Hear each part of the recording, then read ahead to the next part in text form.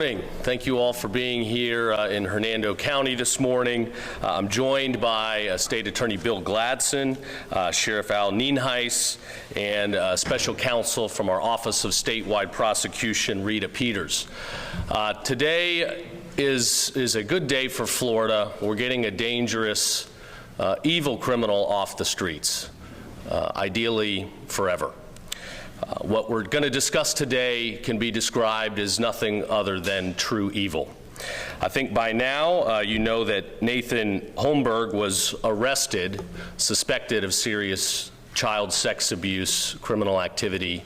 The grand jury has come back with an official indictment for child sex battery. The evidence shows that this individual engaged in sexual abuse with a 3-year-old. Not only did he engage in these horrific physical acts, but he also filmed them. There are at least 5 or 6 other victims out there that the investigation has shown exist. Other charges will be filed in other counties, and there's no telling how far this investigation will go.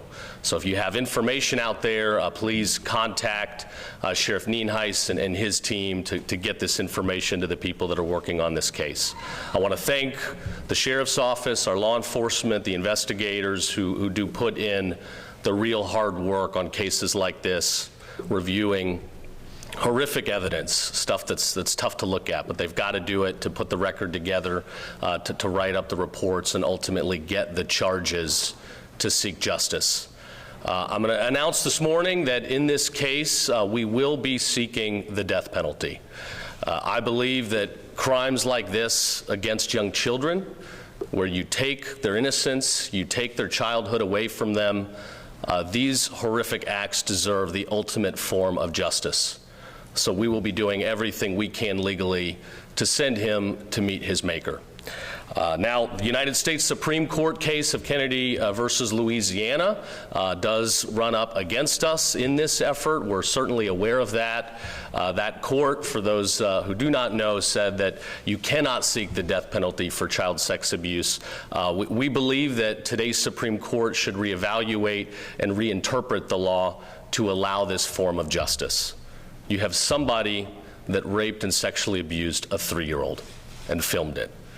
The evidence shows hundreds of files, photos, and videos of other child pornographic and abuse content.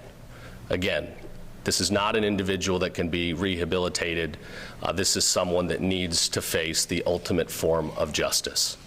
So I'll let the experts up here provide more details on the facts. It's an honor to support them every single day.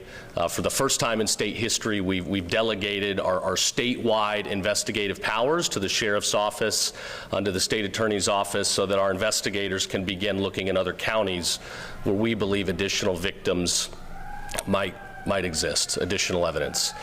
So you're going to see a lot more of this. I think we've made clear here in Florida that we're going after child predators like never before. We're seeing efforts using technology, social media, and applications to prey upon kids in new ways. Parents at home need to wake up. These cell phones are dangerous. Your kids very well may be talking to predators on the other end of the phone and not even know who they're talking to.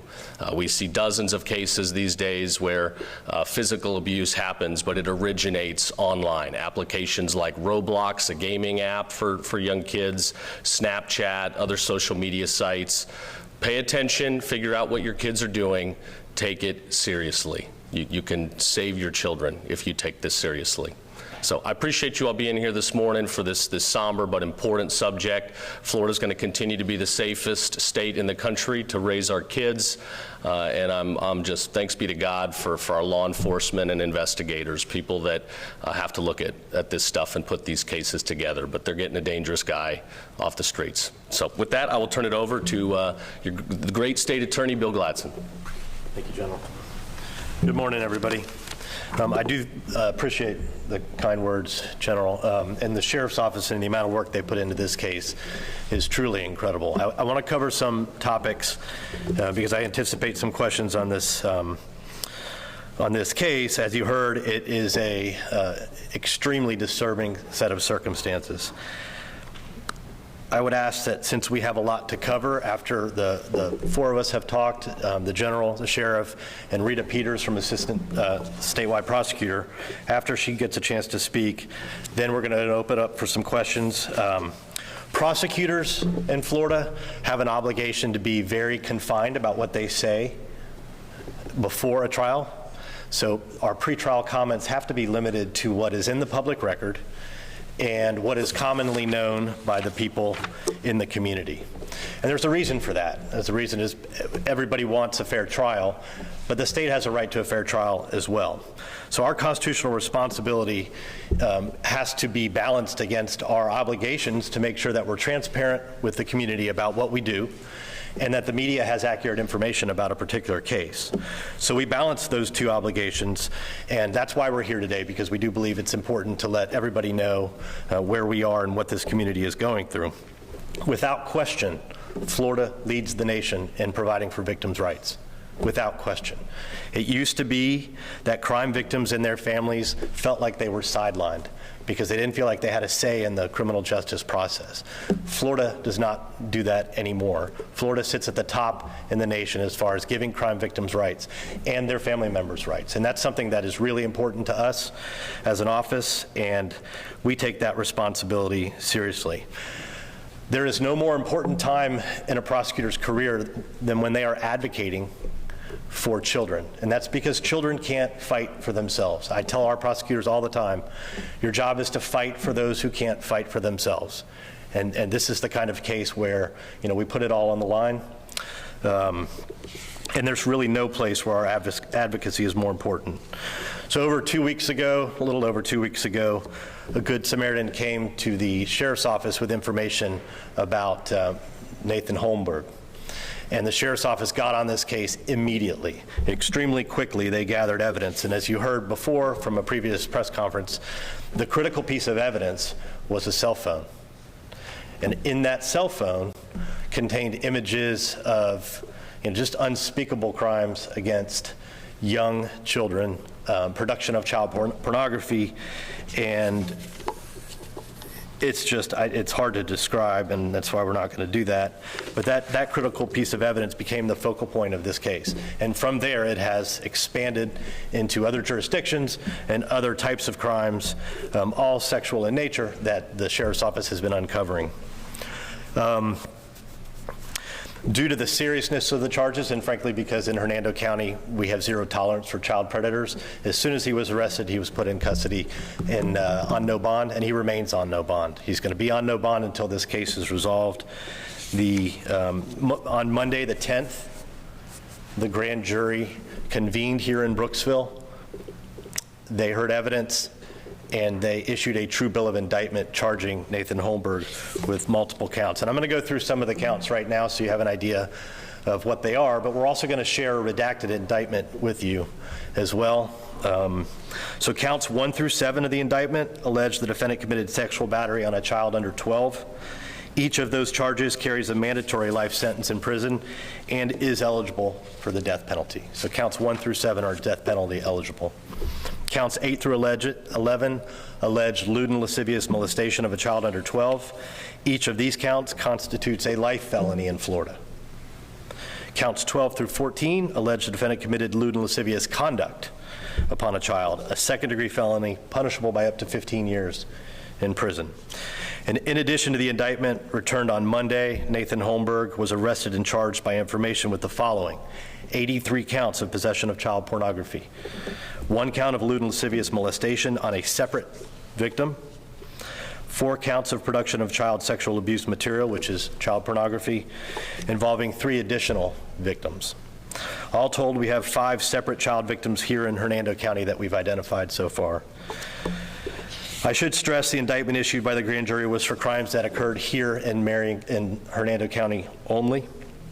These crimes occurred between December 27th, 2024 and October 20th, 2025, the date that he was arrested by the sheriff's office.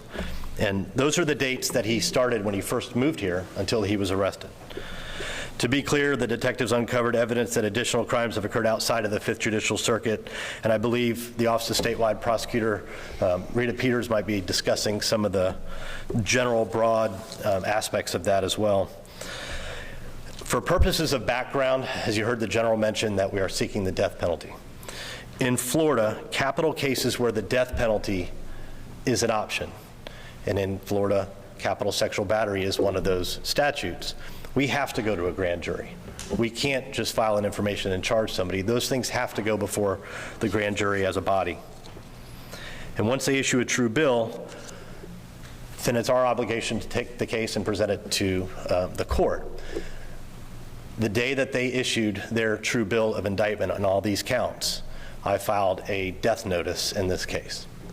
Now, Florida requires that there be at least 2 statutory aggravators in every case that you're going to seek the death penalty on. In this particular case, we've alleged 4 aggravators, and you'll have a copy of that death notice along with a redacted copy of the indictment so you can see it for yourself.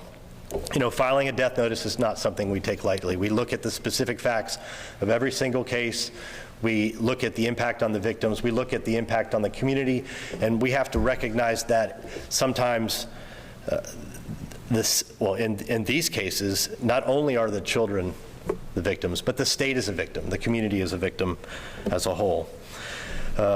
In those aggravators, and when you have that before you, you'll be able to kind of see a little bit more, not necessarily detail about the case, but why this case is different than every other case. There are a couple people I want to thank before I turn it over. Angelina Rodeo was one of our prosecutors who presented to the grand jury, and my chief assistant, Walter Forgey, also presented, and assistant statewide prosecutor Rita Peters also attended the grand jury. And the preparation that went into this case from the detectives, and I want to name some of them in particular because it really, we've worked with them now almost, nearly 24 hours a day since this happened. So here we've got Hernando County Detectives Troy Heiler, Christopher Loretto, Tom Cameron, and Sean Galarza. Tireless pursuit of justice in this case on behalf of these victims. I also want to mention the forensic detectives, the ones that have to go through these devices and pour through these phones and look at these images. Detectives Vassalero and Weston did an incredible job in this particular case. And we often fail to recognize the people in the background, the crime scene technicians, the forensic people. They put the most evidence, the most compelling evidence that we have as prosecutors. They're very often the ones who give that to us and get it before a jury and a grand jury for that matter. So they do need to be recognized because of the work that they do. One final thought before I turn it over. When making capital sexual battery death penalty eligible, when Florida did that, the legislature said the following: such crimes destroy the innocence of a young child and violate all standards of decency held by civilized society. Now, I couldn't agree with that more. This is why we're here. This is why we fight. And these types of crimes are obviously the most serious, but that's why we are here doing what we are doing. We are here to protect the most vulnerable in our community. You can't unsee these photographs. You can't unsee these videos. These images haunt anybody who's had to lay eyes on them. They really do.